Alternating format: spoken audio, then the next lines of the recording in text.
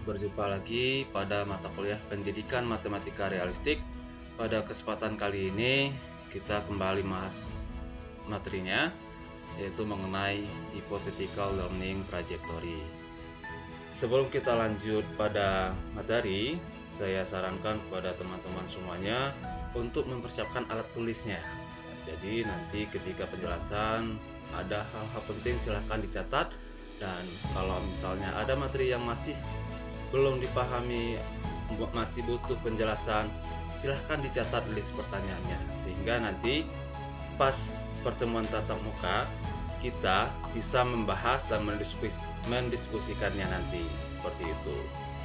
Kita akan review materi ini ketika perkuliahan nantinya secara tatap muka. Oke, langsung saja pada materinya, di mana HLT ini kita memiliki tujuan. Di mana tujuan ini kita susun dari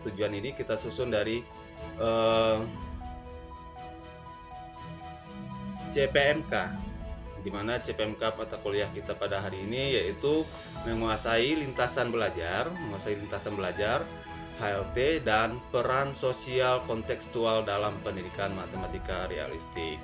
Ini merupakan CPMK-nya. Dari CPMK ini kita memiliki sub CPMK. Nah, sub CPMK-nya adalah mampu memahami alur belajar pendidikan matematika realistik dan peran soal kontekstual, sehingga membentuk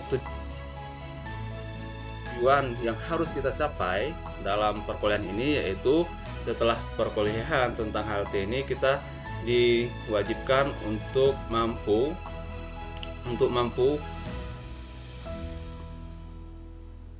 memahami alur belajar pendidikan matematika realistik dan peran soal kontekstual, serta dapat menyusun HLT berdasarkan prinsip dan karakteristik RME ya. Jadi ini kelanjutan materi pada perkuliahan sebelumnya, di mana pertemuan ketiga dan 4 kita telah mempelajari tentang prinsip dan karakteristik RME, dan pada pertemuan kali ini akan kita terapkan itu prinsip-prinsip dan karakteristik RME pada penyusunan HLT. Bagaimana peran prinsipnya, karakteristik, yang pada pertemuan sebelumnya ada juga namanya matematika horizontal dan vertikal. Ini yang akan kita gunakan dalam menyusun HLT nantinya. Oke. Selain itu, kita harus tahu juga apa itu HLT. Definisi dari HLT, di mana HLT itu adalah jalur pembelajaran atau hipotesis atau lintasan belajar nantinya. Sehingga kita juga membutuhkan di dalam HLT itu juga bisa diartikan harus lengkap dengan prediksi tentang bagaimana siswa dapat belajar konsep tertentu. Bukan sekedar langkah pembelajaran, tapi lebih mendalam tentang proses kognitif. Maksudnya di sini, misalnya kita belajar tentang luas persegi panjang, di mana luas persegi panjang itu kan sama dengan panjang kali lebar. Jadi kita bukan hanya mempelajari konsep kepada siswa itu langsung dikasih luas sama dengan panjang kali lebar, bukan seperti itu. Tetapi ada proses nantinya atau alur belajar, sehingga dari alur belajar ini atau HLT ini bisa menghasilkan panjang kali lebar, sehingga siswa itu benar-benar paham konsep mengenai luas persegi panjang. Selanjutnya, apa saja komponen HLT? Dimana komponen HLT yang pertama itu harus ada tujuan. Ini yang pertama ya.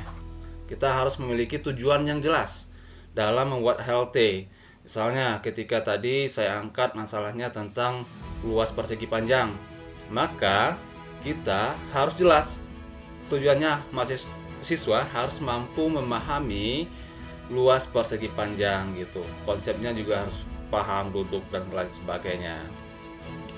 Kemudian karena nanti tujuan ini juga akan mendukung dalam penyusunan komponen yang kedua, yaitu tugas atau learning task, atau bisa juga disebut dengan aktivitas pembelajaran. Jadi aktivitas pembelajarannya disusun untuk mencapai tujuan yang telah kita susun gitu. Misalnya kalau persegi panjang mungkin bisa diangkat masalah seperti ini, masalah keramik dan sebagainya, itu berbentuk persegi panjang kayak gini. Oke. Ini untuk ini. Bisa minta siswa untuk menghitung gitu. Siswa bisa menghitung luas persegi panjang ini dengan cara menghitung satu-satu atau mengali langsung ini panjang dan sebagainya. Biar mahasiswa mengkonstruksi pengetahuan awalnya dalam memahami materi terbaru seperti itu melalui aktivitas pembelajaran yang kita susun. Setelah kita menyusun aktivitas, komponen yang ketiga itu juga ada mengenai hipotesis proses pembelajaran seperti itu. Ini maksudnya seperti ini.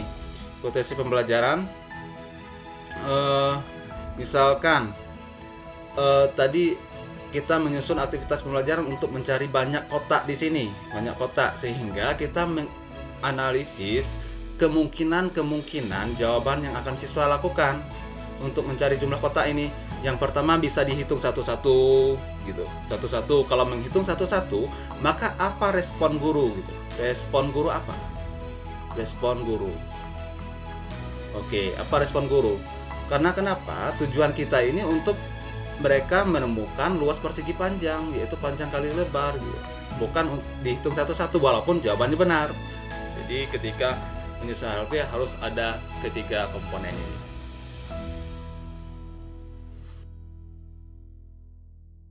Kemudian, kenapa HLT itu penting? HLT itu penting, yang pertama itu panduan perencanaan. Sehingga nanti kita kalau menjadi guru nanti kita merencanakan pembelajaran itu berpusat pada siswa gitu. Berpusat pada siswa, bukan hanya kasih konsep, kasih contoh, latihan, bukan seperti itu, tapi berpusat pada siswa. Bagaimana kita merencanakan pembelajaran itu harus berpusat pada siswa. Yang kedua di sini, ini yang kedua, fokus pada proses seperti yang dijelaskan tadi. Dia ada alur belajarnya, mereka siswa itu mengkonstruksi pengetahuannya itu dari pengetahuan awalnya untuk mengetahui konsep terbaru, sehingga di sini perlu proses yang jelas alur belajarnya seperti itu. Maka alur belajar. Jadi di sini bukan pada hasilnya, tetapi berfokus pada proses. Bagaimana proses itu menghasilkan pemahaman konsep yang mantap dan benar-benar dipahami oleh siswa. Kemudian antisipasi kesulitan di dalam pembelajaran itu kan seperti tadi, kalau siswanya belum mengetahui, misalnya siswa menjawab luas persegi panjang tadi dengan hitung satu-satu, maka guru ada respon ataupun antisipasi yang akan dilakukan oleh guru. Ini udah disusun terlebih dahulu. Jadi lebih jelas apa yang akan dilakukan oleh guru ketika siswa mengalami kesulitan. Kemudian di sini membuat siswa lebih aktif. Ya, membuat siswa lebih aktif karena siswa benar terlibat dalam proses pembelajaran dengan menggunakan pemahaman ataupun pengetahuan awalnya untuk menemukan konsep-konsep materi yang terbaru seperti itu, yang baru mereka pelajari.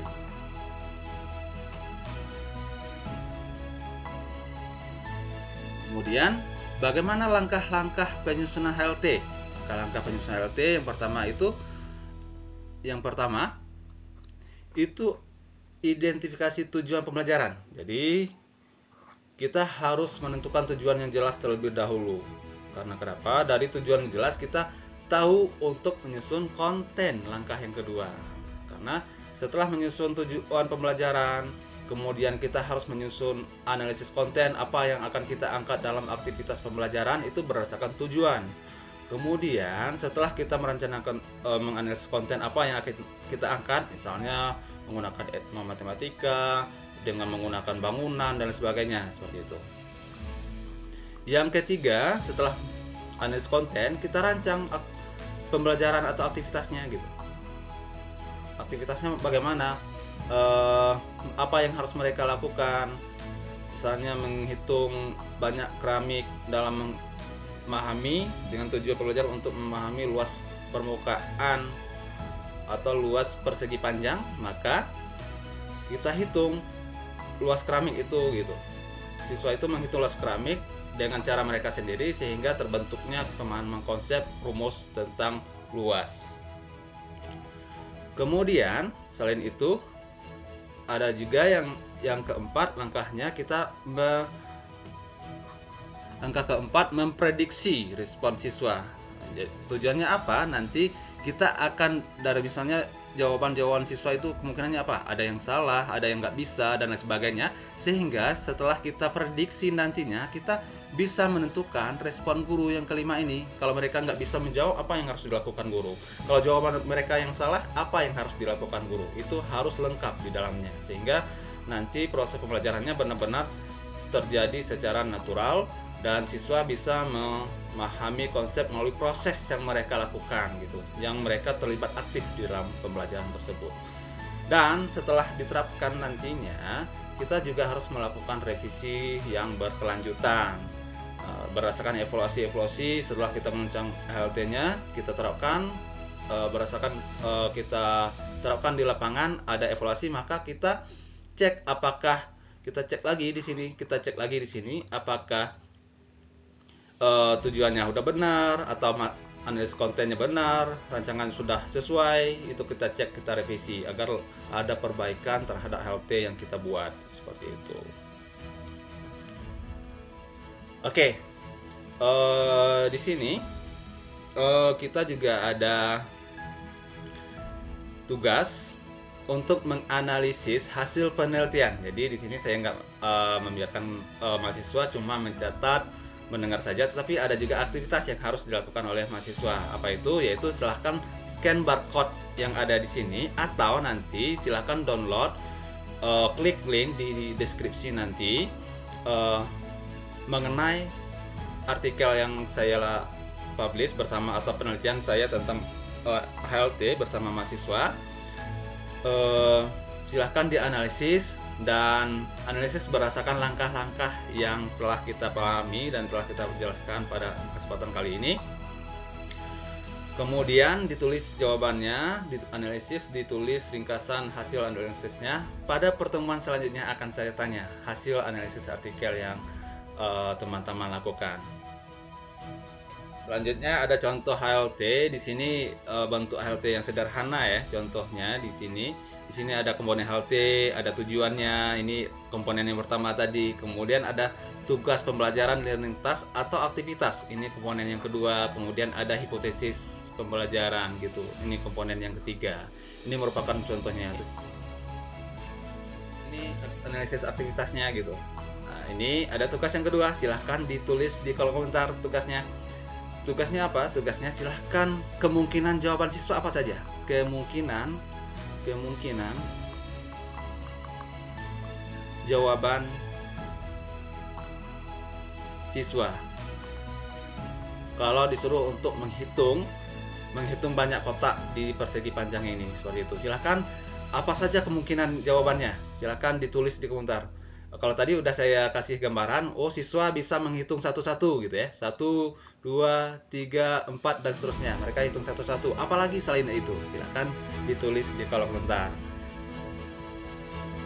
Oke, saya rasa cukup untuk pertemuan kali ini tentang HLT.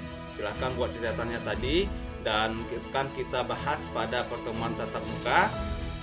Silahkan kalau ada yang mau ditanyakan di list pertanyaannya. Nanti pas pertemuan tatap muka melalui perkuliahan kita diskusikan. Oke, itu saja dari saya. Terima kasih atas perhatiannya. Semoga bermanfaat dan maaf kalau ada kekurangan. Sampai jumpa pertemuan selanjutnya. Assalamualaikum warahmatullahi wabarakatuh.